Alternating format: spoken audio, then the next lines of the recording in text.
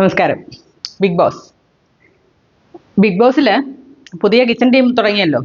അപ്പം അനുമോളിലാണ് എല്ലാത്തിലും എല്ലാം ചെയ്യുന്നതെന്ന് കാണിക്കാൻ വേണ്ടിയിട്ടുള്ള തത്രപ്പാട് നടന്നുകൊണ്ടിരിക്കുകയാണ്. ഓരോരുത്തരെ വഴക്ക് പറയുന്നു, കൈയിട്ടതിന് വഴക്ക് പറയുന്നു, അത് ചെയ്തതിന് വഴക്ക് പറയുന്നു, അങ്ങനെ ഭയങ്കര പ്രശ്നങ്ങൾ നടക്കുമായിരുന്നു.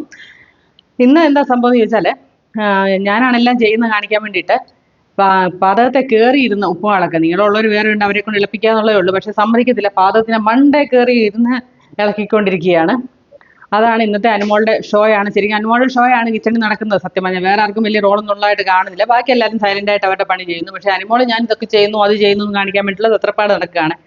ആക്ടിവിറ്റിയിൽ കുറച്ച് ഞാനാണ് മുൻപന്തിയിൽ നിന്ന് കാണിക്കാൻ വേണ്ടി. കാരണം എല്ലാവരുടെയും ഗെയിം തന്നെയാണല്ലോ, അതാണ് നടക്കുന്നത്. പിന്നെ ഇപ്പം നടക്കുന്ന ഒരു ഗെയിമാണ് ഏറ്റവും ശുചിത്വം കുറവുള്ളതും ശുചിത്വം ഉള്ളതും ആരാണെന്ന്. മിക്കവരും ഡോക്ടർ ബെന്നിയുടെ പേരാണ് പറയുന്നത്.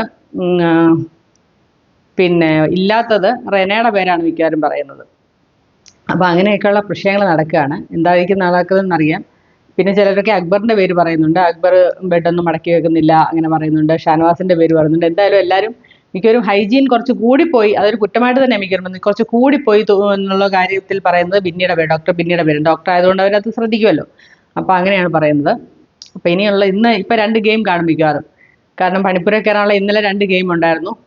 ഇന്നിപ്പോൾ 2 ഗെയിം കാണും, അതും കാണും. നമുക്ക് നോക്കാം.